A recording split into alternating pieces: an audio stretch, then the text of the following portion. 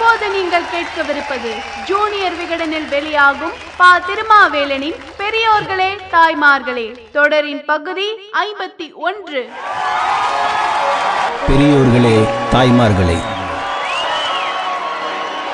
India விடுதலை பெற்ற போது அன்றைய சென்னை மாகாணத்தை ஓர் இரும்பு மனிதர் ஆட்சி செய்து கொண்டிருந்தார். அவர் பெயர் ஓமந்தூர் ராமசாமி ரெட்டியார். ஒரு முதலமைச்சர் எப்படி இருக்க வேண்டும் என்பதற்கு உதாரணம் காட்டத்தக்க உத்தம மனிதர் ஓமந்தூரார். வட இந்தியர்களுக்கு இருக்கும் நாட்டு பற்றி ஏனோ தமிழர்களுக்கு இருப்பதில்லை என்று பொதுவாக சொல்வார்கள். பிரிவினையின் அவலத்தை வட இந்தியர்கள் அதிகமாக அனுபவித்ததால் அவர்களுக்கு நாட்டுப்பற்று அதிகம் என்று காரணமும் சொல்வார்கள். இது வரலாறு அறியாதவர்கள் பேசும் பேச்சு. பல லட்சம் பேர் அங்கும் இங்கும் அகதிகளாக அலைந்து பல்லாயிரம் உயிர்களை பறிகொடுத்து செய்யப்பட்ட பிரிவினையை முன் யோசனை மூலமாக செயல்பட்டு நாட்டுக்கு சூழ இருந்த பேராபத்தை தடுத்தது தமிழகம். அப்படி தடுத்த தலைவர் ஓமந்தூரார். இந்தியாவும் பாகிஸ்தானும் சுதந்திர நாடுகளாக பிரிந்தபோது இந்தியாவுக்குள், அதுவும் சென்னைக்கு அருகில் இருந்த ஹைதராபாத் சமஸ்தானம், நாங்கள் பாகிஸ்தானுடன் நல்லுறவு வைத்துக் கொண்டுள்ள சுதந்திர நாடு என்று அறிவித்து பதற வைத்தது. இந்தியாவின் இரும்பு மனிதர் என்று அழைக்கப்படும் சர்தார் வல்லபாய் படேல், சுதந்திர ஹைதராபாத் அமைந்தால் அது இந்தியாவின் ஒரு புற்றுநோயாக அமையும் என்று நடுநடுங்கி சொன்னார். ஒரு பக்கம் சென்னை, இன்னொரு பக்கம் மைசூர், அடுத்த பக்கம் பம்பாய் என விரியும் தேசத்தின் நடுவே உள்ள ஹைதராபாத் சமஸ்தானம் சுதந்திர தேசமாக அமைந்தால் நாடு சுதந்திரம் அடைந்ததற்கே எந்த பயனும் இல்லை என்பதை முதலில் உணர்ந்தவர் சென்னை மாகாண முதலமைச்சர் ஓமந்தூரார். இந்தியா பாகிஸ்தான் என்று நாடு இரண்டாக்கப்பட்டது. இது மட்டுமே இந்தியா அல்ல. 560க்கும் மேற்பட்ட சமஸ்தானங்கள் இந்த நாட்டுக்குள் இருந்தன. இந்தியாவை கேட்ட நேருவும் பாகிஸ்தானை கேட்ட ஜின்னாவும் இதனை மறந்து விட்டார்கள். இந்த சமஸ்தானங்கள் யாரோடு வேண்டுமானாலும் சேர்ந்து கொள்ளலாம் என்று இங்கிலாந்து பிரதமர் அட்லி சாதாரணமாக சொல்லிவிட்டார். உடனே இந்த மன்னர்களை அழைத்து நேருவும் படேலும் விருந்து வைத்தார்கள். சமஸ்தானத்துறை அமைச்சர் என்ற பொறுப்பில் படேலும் அவரது செயலாளராக VP மேனனும் நியமிக்கப்பட்டார்கள். இந்த மன்னர்களை அழைத்து மவுண்ட் பேட்டனும் பேசினார். அப்போது அளவுக்கு அதிகமான அலங்கார உடையை மவுண்ட் பேட்டன் அணிந்திருந்தார். தனது வாழ்க்கையில் இதுவரை வாங்கிய எல்லா பட்டங்களையும் பதக்கங்களையும் தனது கோட்டில் பதித்து வைத்திருந்தார். அவரை அதிகாரிகள் ஆச்சரியத்துடன் பார்த்தனர். நான் ஏன் இப்படி வந்திருக்கிறேன் என்று பார்க்கிறீர்களா? மன்னர்களும் ஜமீன்தார்களும் சாதாரண ஆள் சொன்னால் கேட்க மாட்டார்கள். இவ்வளவு பதக்கங்கள் இருப்பதை பார்த்த பிறகுதான் என்னையே மதிப்பார்கள் என்றார் மவுண்ட் பேட்டன். இன்று முதல் நீங்கள் சுதந்திரமானவர்கள். அதற்காக நீங்கள் தனியாக ஆகிவிடவில்லை. உங்களுக்கு அருகில் இருக்கும் மாகாணத்துடன் சேர்ந்து கொள்ளுங்கள் என்று அக்கறையுடனும் எச்சரிக்கையுடனும் மவுண்ட் பேட்டன் பேசினார். அப்போது 1-2 சமஸ்தானங்கள் இந்தியாவுடன் இணைய மறுத்தன. அதில் மிக முக்கியமானது ஹைதராபாத். பெரும்பான்மை மக்கள் இந்துக்களாக இருந்தார்கள். முஸ்லிம் நிசாம் மீர் உஸ்மான் அலிகான் பகதூர் கையில் ஆட்சி இருந்தது. உலக பணக்காரர்களில் ஒருவராக இருந்த அவர் அரச விசுவாசி என்ற பட்டத்தை பிரிட்டிஷ் அரசிடம் இருந்து பெற்றவர். இந்தியாவுடன் அவரை இணைய சொன்னார் மவுண்ட் பேட்டன். அதை பற்றி கருத்தே சொல்லாமல் மௌனம் காத்தார் நிஜாம். ஆனால் அதே சமயம் பாகிஸ்தானுடன் இணைவதற்கான முயற்சிகளை மேற்கொண்டார். இன்றைய தலிபான் அமைப்பை போல இத்திஸ்காட் உல் முஸ்லிம் என்ற அமைப்பை கர்சிம் நர்ஸ்வி என்பவர் உருவாக்கினார். ரசாக்குகள் என்று பெயர் பெற்ற இவர்கள் கூட்டம் கூட்டமாக ஆயுத பயிற்சி எடுத்தார்கள். ஹைதராபாத் ராணுவமும் போலீசும் இவர்களை எதுவுமே செய்யவில்லை. எங்களிடம் ஆட்சியை ஒப்படைக்க வேண்டும் என்றார் கர்சிம் நர்ஸ்வி. ஒப்படைத்தார் நிசாம். இந்திய தேசிய கொடியை ஏற்றியவர்களை எல்லாம் அவர்கள் கைது செய்தார்கள். ஹைதராபாத்துக்கு ஆதரவாக இங்கிலாந்து நாடாளுமன்றத்தில் சர்ச்சில் பேசினார். ஹைதராபாத்தை காப்பாற்ற அனைவரும் ஒன்றுபட்ட மனிதர்களாக எழுவோம் என்று அறிவித்தார் ஜின்னா. கர்சிம் ரஜ்வி சொன்னது எதையும் இப்போது சொல்வது நாட்டுக்கு நல்லதல்ல. பிற மாகாணங்களில் மக்களை அழைத்து வந்து ஹைதராபாத்தில் அவர்கள் குடியேற்றினார்கள்.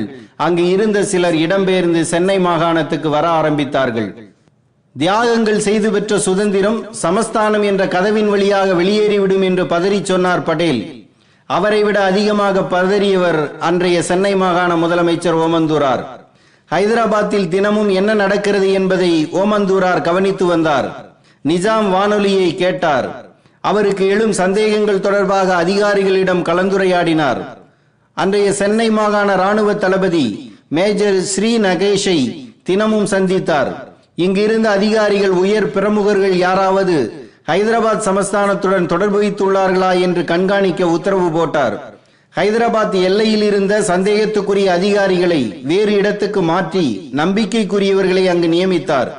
எப்போது வேண்டுமானாலும் சண்டை வரலாம் என்பதால் ஹோம்கார்டு படையை உருவாக்கி பயிற்சி கொடுத்தார்.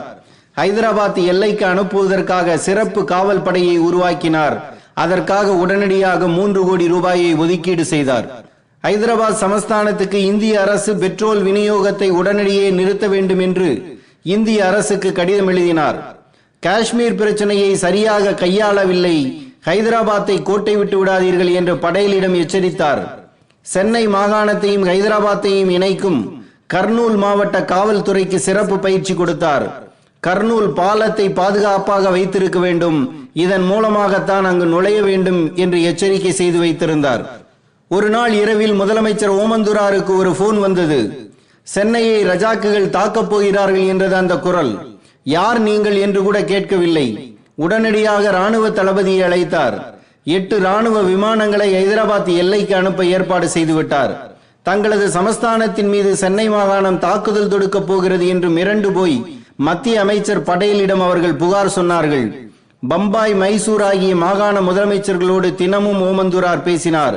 ஏதாவது பிரச்சனை என்றால் நாம் ஒரே நேரத்தில் ஹைதராபாத்தை தாக்குவோம், இந்திய அரசின் அனுமதி வாங்க வேண்டும் என்று காத்திருக்க கூடாது என்று சொன்னார். பெல்லாரி மாவட்டத்தின் ஆஸ்பெட் என்ற ரயில்வே பாலத்தை ரசாக்குகள் தாக்கப் போகிறார்கள் என்ற தகவல் மைசூர் அரசுக்கு முன்னதாக இவருக்குத்தான் கிடைத்தது. இதனை மைசூர் அரசுக்கு சொன்னவர், இதோ உங்களுக்கு உதவுவதற்காக சென்னை ரிசர்வ் போலீஸ் வந்து கொண்டிருக்கிறது என்றார். அப்போது பெல்லாரி கலெக்டராக இருந்த KN அனந்தராமன் என்ற ICS அதிகாரிக்கு இவரே பேசினார். இன்னொரு மாகாண அதிகாரியிடம் நாம் ஏன் பேச வேண்டும் என்று நினைக்கவில்லை. இந்திய அரசின் அனுமதியை பெறுவதற்கு காத்திராமல் உடனடியாக சென்னை போலீஸ் படையை அனுப்ப தயாராக இருக்கிறேன் என்று பெல்லாரி DIG-ஆக இருந்த பார்த்தசாரதி ஐயங்காருக்கு ஓமந்தூரார் தகவல் அனுப்பினார். ஹைதராபாத் எல்லையில் இருந்த போலீசாருக்கு என்னுடைய அனுமதி இல்லாமல் நீங்கள் ரசாக்குகளை தாக்கலாம் என்று உத்தரவிட்டார். அவர்கள் எங்களுக்கு தேவையான ஆயுதங்கள் இல்லை என்றனர். உடனடியாக தயாரித்து தருகிறேன் என்று சொன்னார் ஓமந்தூரார். பெரம்பூர் ரயில்வே தொழில்கூடத்தில் தற்காலிகமாக துப்பாக்கி தயாரிக்க உத்தரவு போட்டார் என்றும், கோவை டெக்ஸ்டைல்ஸ் என்ற தனியார் தொழிற்சாலையில் துப்பாக்கி தயாரிக்க அனுமதித்தார் என்றும் பெல்லாரி DIG-ஆன பார்த்தசாரதி ஐயங்கார் பெருமையோடு பிற்காலத்தில் பேட்டி கொடுத்தார். ஓமந்தூரார் ஆயுதம் தயாரிக்க ஆரம்பித்து விட்டார் என்ற தகவல் பிரதமர் நேருவுக்கு போனது. அதிர்ச்சி அடைந்த அவர் ஓமந்தூராரை கண்டித்தார். நீங்கள் எங்களை பாராட்ட விட்டாலும் பரவாயில்லை, சும்மாவாது இருங்கள் என்றார் இவர்.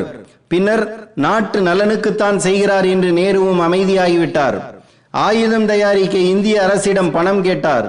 ஹைதராபாத்துக்கு பாகிஸ்தானில் இருந்து ஆயுதம் வருவதாகவும் அது என்னென்ன வகை ஆயுதங்கள் என்றும் ஓமந்தூரார் அனுப்பிய தகவல்கள் அன்றைய இந்திய அரசுக்கே அதிர்ச்சியாக இருந்தது. அந்த மாகாணத்துடன் பேச்சுவார்த்தை நடத்த இந்திய அரசின் சார்பில் KM முன்ஷி நியமிக்கப்பட்ட போது அவர் ஹைதராபாத் சென்று வந்து தந்த தகவல்களும் சென்னை கூவம் இல்லத்தில் அமர்ந்து ஓமந்தூரார் கொடுத்த தகவல்களும் சரியாக இருந்தன. ஓமந்தூராரின் நெட்வொர்க்கை பார்த்து நேருவும் படேலுமே ஆச்சரியப்பட்டார்கள். ஆச்சாரியா பட்டவர்த்தன் என்ற சோசியலிஸ்ட் தலைவர் தனது ஆதரவாளர்களுடன் ஹைதராபாத்தில் நுழைவதற்காக வந்தார். அவருடன் வந்தவர்கள் இயந்திர துப்பாக்கியை வைத்திருந்ததாகவும் அவர்கள் உட்லண்ட்ஸ் ஹோட்டலில் தங்கியிருப்பதாகவும் தகவல் கிடைத்து அவர்களை கைது செய்ய காவல்துறை போனது. அப்போது நாட்டை காப்பாற்ற தேசிய உணர்வுடன் வந்தவர்களை கைது செய்யக்கூடாது என்று